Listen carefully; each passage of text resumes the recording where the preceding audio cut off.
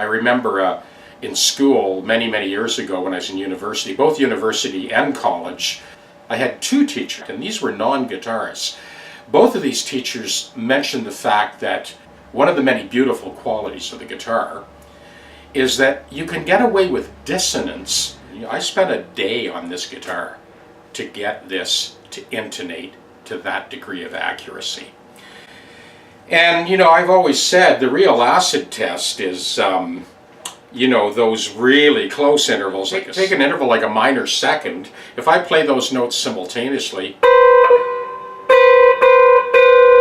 pretty dissonant, right? But when that's enveloped within the context of an arpeggiated chord, it's a whole different story.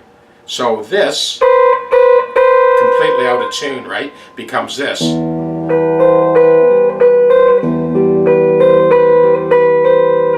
So that tension or that dissonance becomes beautiful when it's played within the context of an arpeggiated chord.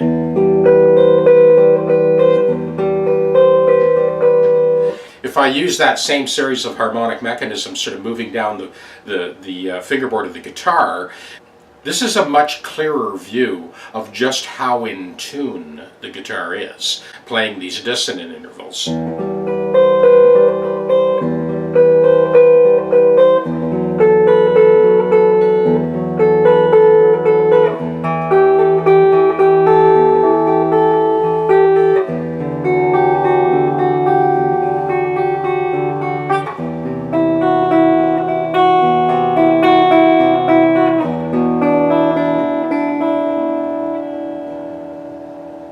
And you've heard me countless times go through all of the sort of garden variety chords. First position D, triad, or G, triad. The rubber really hits the road when you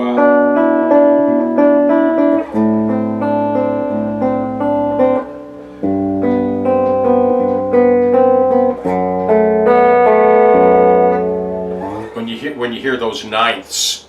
So again, you got this sound.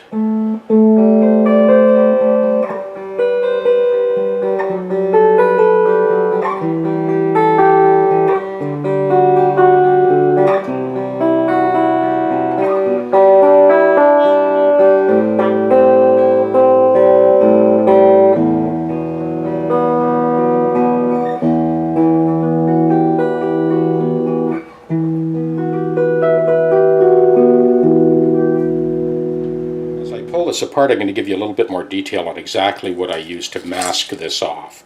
The leading edge of this piece has a 15-degree cant, so it goes right tight against the nut.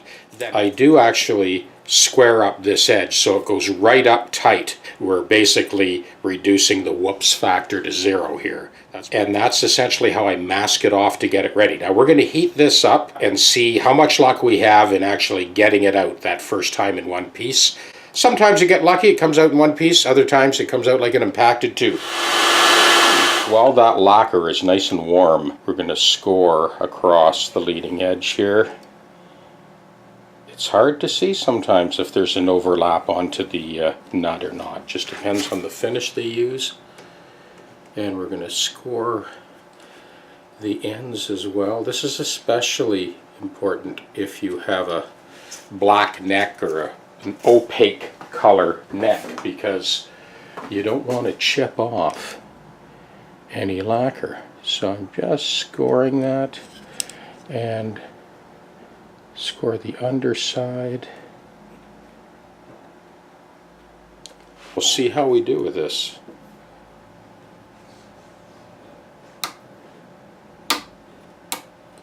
Well, that certainly broke off easy enough. Try and loosen that up a little bit.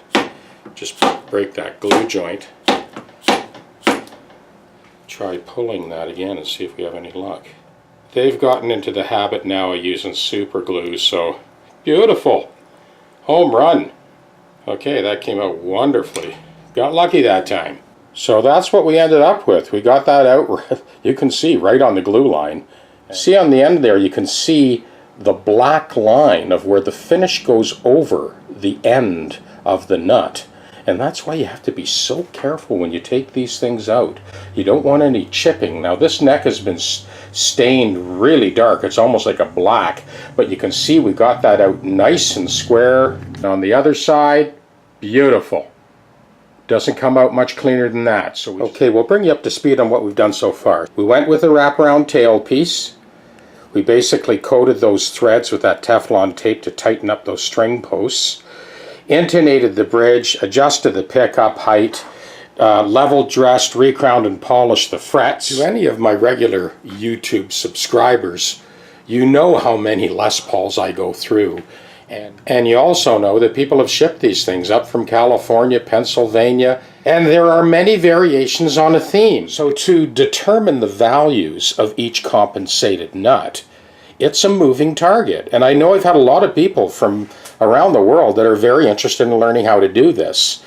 Now, over the course of 23 years, when I was teaching the college courses, we would devote 3 full 3-hour lessons just to variations on the compensated nut. So for those of you that are interested in this type of training, we could do this through the Patreon channel and give you a chance to absorb all these techniques that I use and to come up with the values that allow you to play any chord, any position, and have the guitar perfectly in tune end to end.